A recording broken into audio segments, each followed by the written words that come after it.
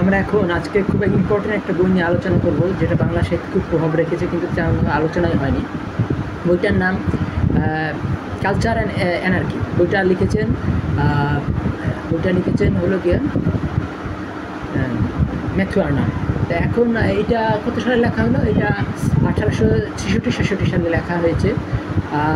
এখন আমরা এই বইটা একটু বোঝার চেষ্টা করব, বইটা কেন, কী ধরনের জন্য ইম্পর্টেন্ট। বইটা কালচার অ্যান্ড অ্যানার্কি, এখানে কালচার বলতে বোঝাচ্ছে লাইট এবং সুইটনেস, এবং এখানে একটা জিনিস বলছে কালচারের অভাবে অনেক ক্ষেত্রে হোল এবং কর্নার দিয়ে মানুষ পড়ে যায়। কালচারটা, তার ওই কালচারের যে চাদর সে পরে, তার কিছু গর্ত আছে এবং তার কিছু কোনাকাঞ্চি আছে। এই কোনাকাঞ্চি বা গর্ত দিয়ে সে আক্রান্ত হয়, ফলে সে আর কালচার মানুষ থাকে না। তো এখন আমরা দেখব যে আরও কিছু বিষয় আছে যে বলছে কালচার জিনিসটা কী। তো এখানে একটা নেগেটিভ টাইপের একটা সংজ্ঞা দেওয়া আছে, সেটা হলো গিয়ে যে আমেরিকার যেটা নাই।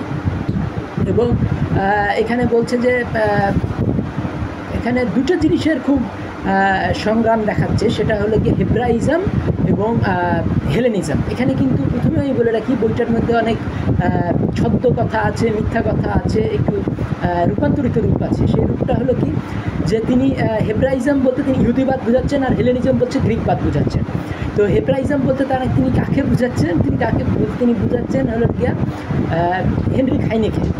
আমরা জানি যে হেনরিক হাইনের যে দর্শন, সেটা কিন্তু ইহুদিবাদ না, সেটা হলো ইসলাম। গেটে এবং হাইনে তারা ইসলামের প্রচণ্ড প্রশংসা করেছেন, ইউরোপের বুকে ইসলামকে প্রতিষ্ঠা দিয়েছেন গেটে এবং হাইনে। তাহলে মানে বোঝা যাচ্ছে যে ছদ্ম হিসাবে তিনি ইসলামকেও ইহুদিদের মধ্যে ঢুকাই ফেলতেছেন, বা তিনি সুবিধা অনুযায়ী গেটেকে না, কারণ গেটের সমালোচনা করার যোগ্যতা তো তার নাই, মানুষ হাসাহাসি করবে যে গেটের মতো বিরাট লোককে তিনি সমালোচনা করছেন। তিনি গেটেরই এক শিষ্য হেনরিক হাইনেকে তিনি বেছে নিয়েছেন। এখন আমরা দেখব যে রোমান্টিক, যেমন হেনরিক হাইনে রোমান্টিসিজমের যে বিরোধিতা করছেন, সেইটা কিন্তু মানে যেটার উদ্দেশ্যহীন রোমান্টিসিজম, কিন্তু যেটা খোদামুখী রোমান্টিসিজম, সেটার বিরোধিতা কিন্তু হেনরিক হাইনে করেননি। মানে যেটা ইসলামের ইশক বা ইসলাম থেকে যে রোমান্টিসিজমের উদ্ভব হয়েছে, সেই রোমান্টিসিজম কিন্তু গেটেতে পূর্ণতা পেয়েছে। কাজেই আমরা দেখব যে এখানে গেটেকে সমালোচনা করার যোগ্যতা বা সাহস তিনি পাননি এই ম্যাথিউ আর্নাল্ড।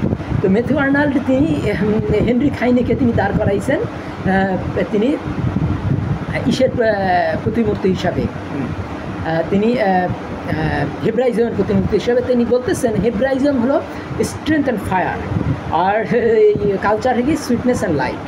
কিন্তু এখানে আরও কিছু কিছু জিনিস তিনি ইচ্ছা করে বাদ দিয়েছেন। তার যেমন সুইটনেস এবং লাইট, এটা নিয়ে তিনি কথা বলতেছেন, কিন্তু আমরা এটাই জানি যে লাইট কিন্তু ফায়ার থাকা ছাড়া আসে না। যেমন সূর্যের মধ্যে লাইট ছিল বলেই সেখান থেকে কিন্তু সূর্যের মধ্যে ফায়ার ছিল বলে, ফায়ার আছে বলেই কিন্তু আমরা লাইট পাই। যে কোনো জায়গায় লাইটটা হলো কি ফায়ার থেকে উদ্ভূত হয়। তো কাজেই হেব্রাইজম আর হেলেনিজমের তিনি এক ধরনের সমন্বয় করার চেষ্টা করছেন, যে তিনি বলতেছেন যে হেব্রাইজম আর হেলেনিজমের সমন্বয়ের ফলেই রেনেসাঁর সম্ভব ছিল। রেনেসাঁর শুরুটা হয়েছিল তিনি বলতেছেন কার হাতে? তিনি শুরু করতেছেন তিনি হেলেনিজমের হাত দিয়ে, এবং শেক্সপিয়ারকে বলছেন হেব্রাইজম। কিন্তু এখানে কিন্তু আরও একটা ভ্রান্তি আছে, মিথ্যা কথা আছে, যে রেনেসাঁর শুরু হয়েছিল কিন্তু মানে যেমন আমরা কিন্তু অনায়াসেই বলতে